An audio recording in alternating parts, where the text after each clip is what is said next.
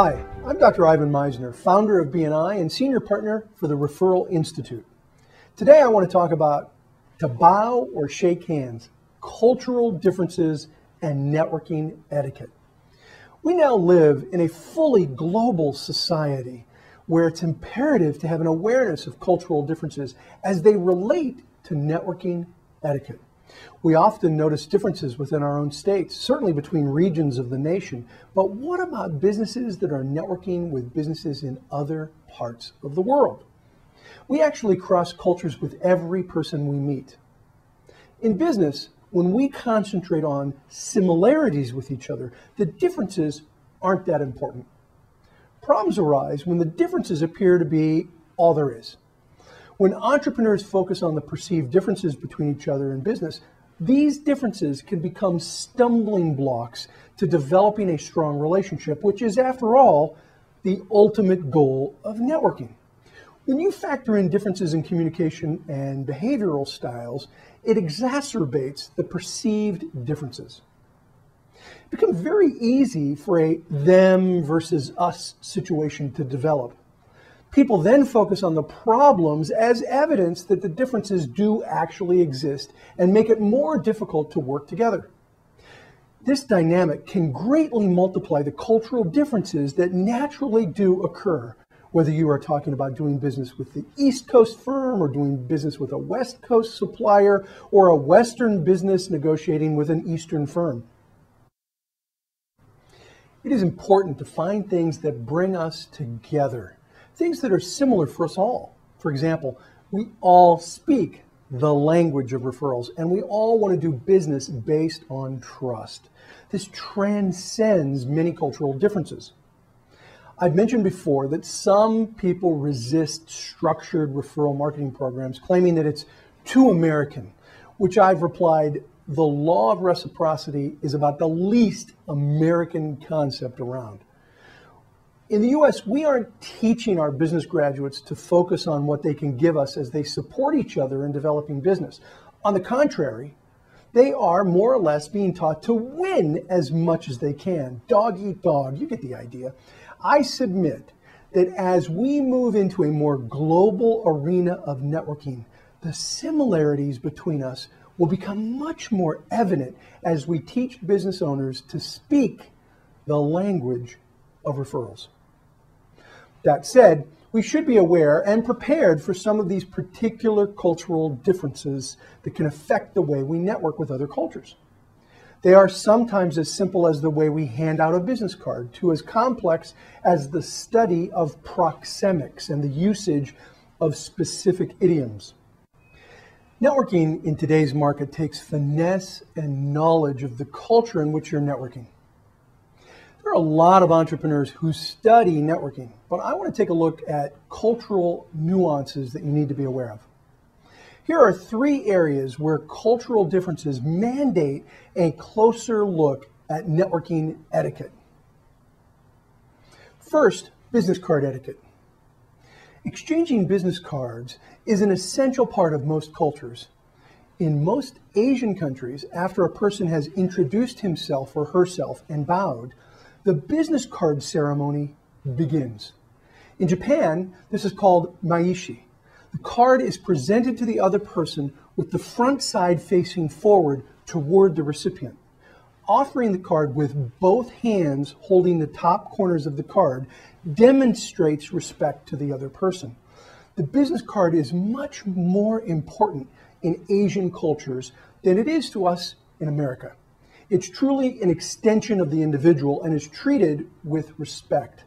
Things like tucking it into a pocket after receiving it, writing on it, bending or folding it in a way, or even looking at it again after you've first accepted it and looked at it are not considered polite sometimes and can insult certain Asian cultures. Consideration of personal space when networking and meeting others with whom you wish to pursue a word-of-mouth marketing paradigm is also very important to understanding cultural differences. The science of proxemics, the study of the use of our personal space, is really fascinating. For example, a Yale dissertation written in the 1980s revealed that female pairs, two women standing side by side, stand closer to one another than a female-male pair, who stands closer to one another than a male-male pair, two men standing side by side talking to each other. Although this separation was small, a difference of less than 3 inches, the predicted pattern that I just described was observed consistently during the study. It's crucial to understand the subtle, unspoken dynamics of personal space. Someone might not even be able to put a finger on what it is that sours the business relationship, when in reality, it's nothing more than discomfort from having his or her bubble encroached upon.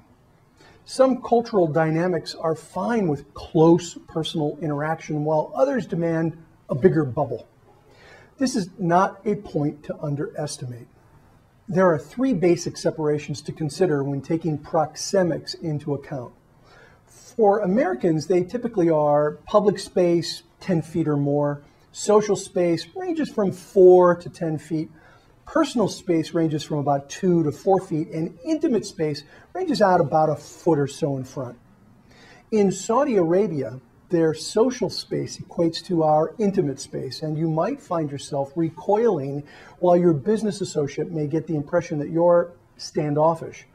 In the Netherlands, this might be reversed due to the fact that their personal space equates to our social space. Do your homework and be sensitive to cultural differences in this area. You may find it interesting to take a look at, even when dealing with business people at home, as we mix more and more with professionals from other cultures in our everyday dealings. Let's talk about the use of slang.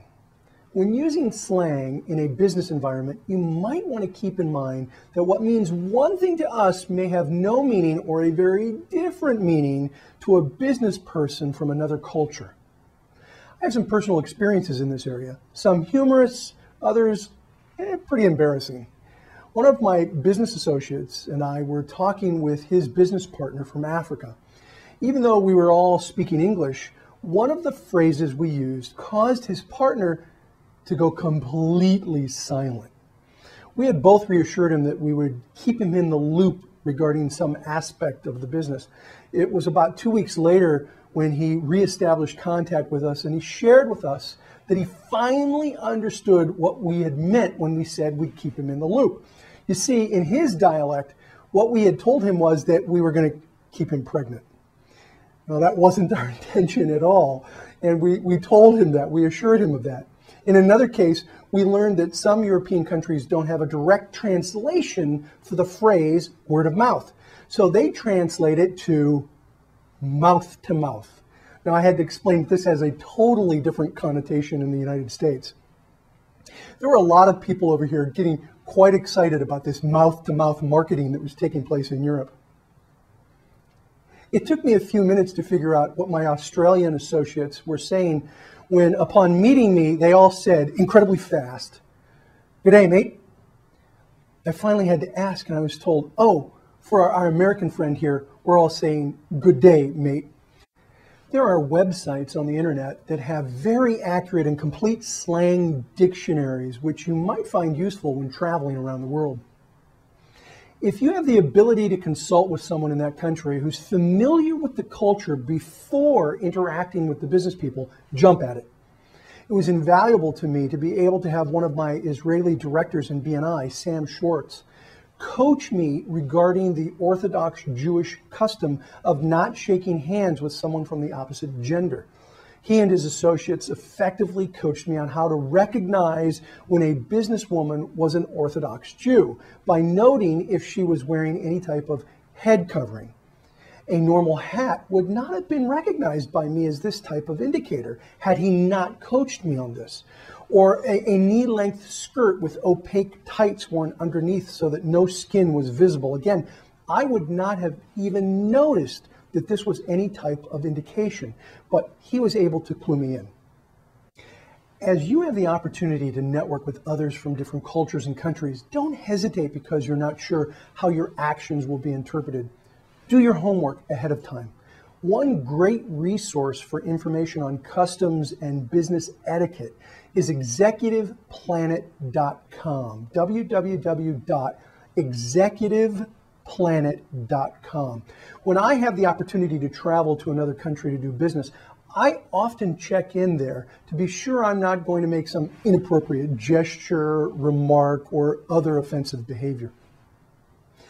Networking basics are universal, with some care for taking into account those cultural nuances that will give you a leg up. You can be assured that your networking etiquette will be appreciated here at home and as your business takes you into other countries. This is Dr. Ivan Meisner with BNI and the Referral Institute. Thank you very much for watching.